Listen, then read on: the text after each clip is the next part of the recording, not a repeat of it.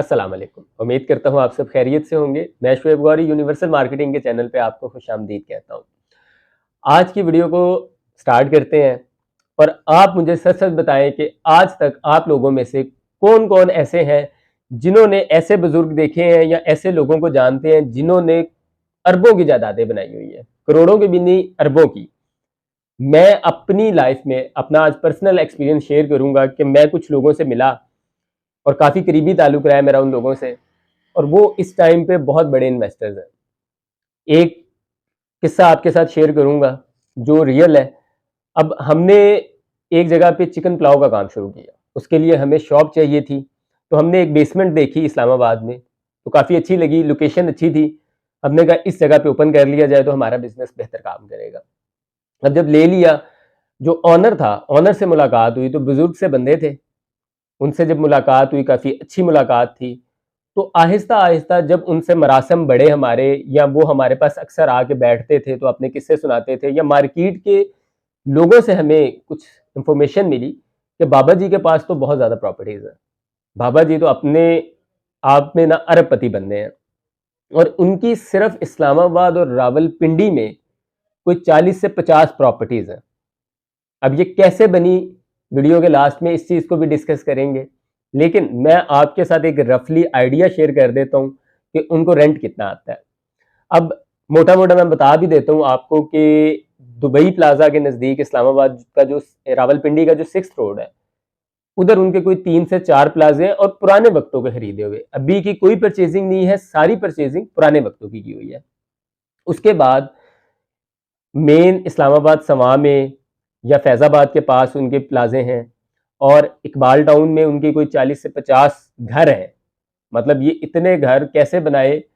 ये तब बनाए जब चीज़ें हज़ारों में मिलती होती थी और प्रॉपर्टी की कीमत बहुत सस्ती होती थी। वो बताते हैं कि मैंने तब खरीदना शुरू किए थे। फिर इस्लामाबाद का जो इंडस्ट्रियल एरिया आ जाता है, उधर उनकी अच्छी खासी प्रॉपर्टी है। और पूरे इस्लामाबाद में मतलब अब अगर हम काउंट करने बैठेंगे तो बहुत ज़्यादा वीडियो लंबी हो जाएगी। तो मैं अच्छी खासी प्रॉपर्टी है बाबा जी की और बाबा जी का जो सिर्फ रेंट ही है, मंथली रेंट 70 से 80 लाख रुपए आता है। अब ये बहुत अच्छी इनकम है, मतलब अगर कोई बंदा मंथली 70 से 80 लाख रुपया कमा रहा है, तो उसको काम करने की भी ज़रूरत नहीं है। वो सुकून से बैठ के अपनी ज़िंदगी गुजार सकता है। और कहीं न कहीं हम सब लोग भी ये ख्वाब रखते हैं कि यार हमें काम कम करना पड़े, हम कमाएँ ज़्यादा। तो ये कब होता है? ये तब होता है जब हम अपने आप में कुछ सैक्रिफाइस करते हैं।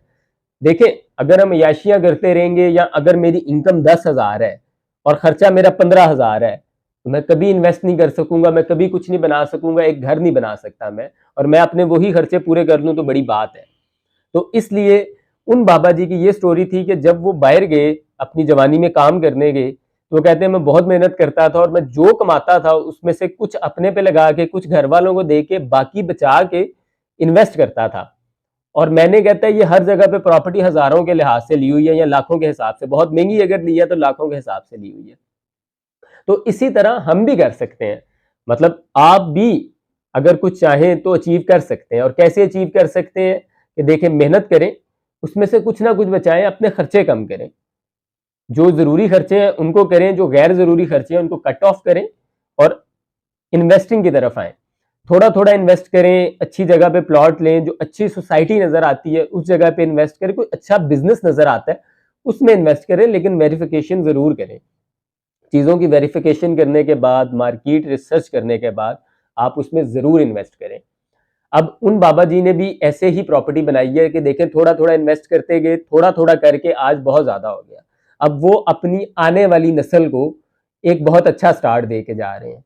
अब उनकी आने वाली नस्ल को चाहिए कि वो आगे कदम और बढ़ाए और कल को ये देखें, चीज़ें पाकिस्तान की इकोनॉमी में भी कंट्रीब्यूट करती है। अगर आपके पास इतनी प्रॉपर्टी है, तो देखें, कल को आप ज़्यादा टैक्स देंगे, आप मुल्क के ज़िम्मेदार लोगों में से आएँगे कि ये भी कुछ ना कुछ मुल्क को दे रहे हैं, रेवेन्यू में कुछ ना कुछ अपना हिस्सा डाल रहे हैं। तो आप भी ऐसे लोगों में आएँ कि लोग आपकी इज़्ज़त करें, लोग आपके साथ प्यार करें और लोग आपसे कुछ सीखें।